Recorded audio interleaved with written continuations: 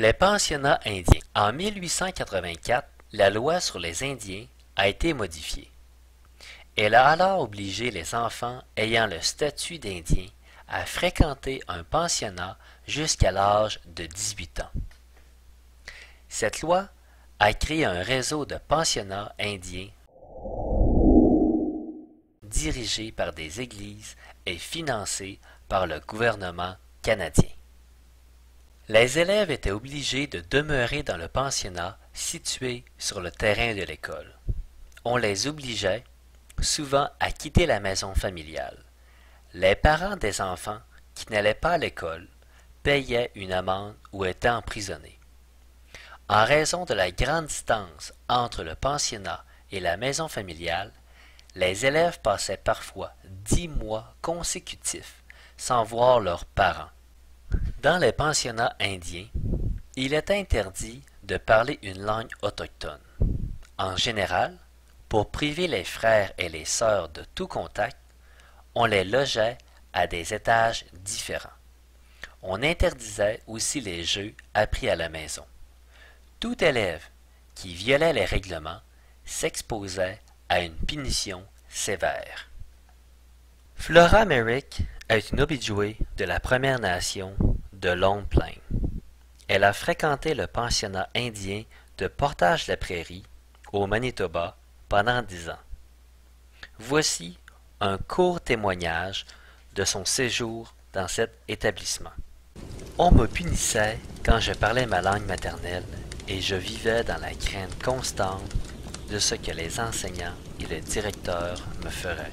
C'était comme être en prison.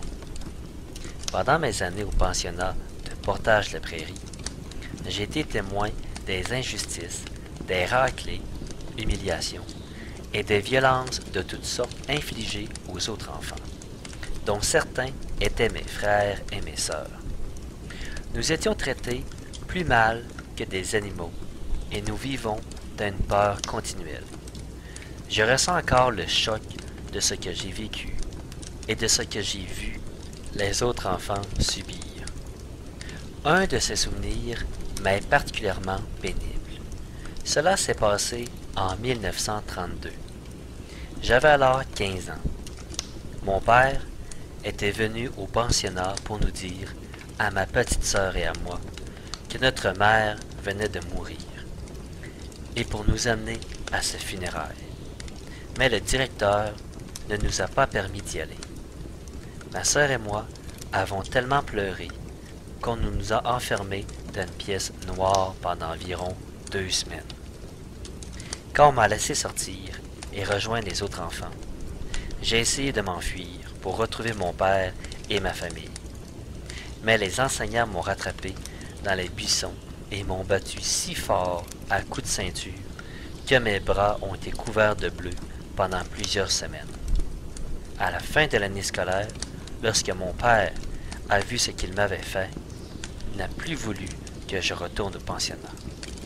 Témoignage de Flora Merrick.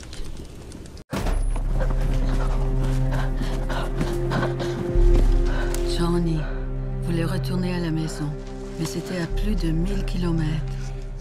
Ils l'ont forcé à aller dans un pensionnat indien. Plus de 150 000 enfants d'entre nous y avons été forcés. Il voulait nous changer. Notre Père qui est aux cieux, que votre nom soit sanctifié, que votre règne vienne. Tuer l'Indien dans l'enfant. Viens ici. On a appelé ça un génocide culturel. J'ai survécu le pensionnat indien. Mon frère Johnny, lui, non. Johnny Wenjack est l'un de milliers d'enfants qui sont morts à cause du système des pensionnats indiens du Canada. Plus de 80 000 survivants et leurs familles vivent aujourd'hui avec cet héritage. Il faut attendre 1996 pour que le gouvernement canadien ferme le dernier pensionnat indien.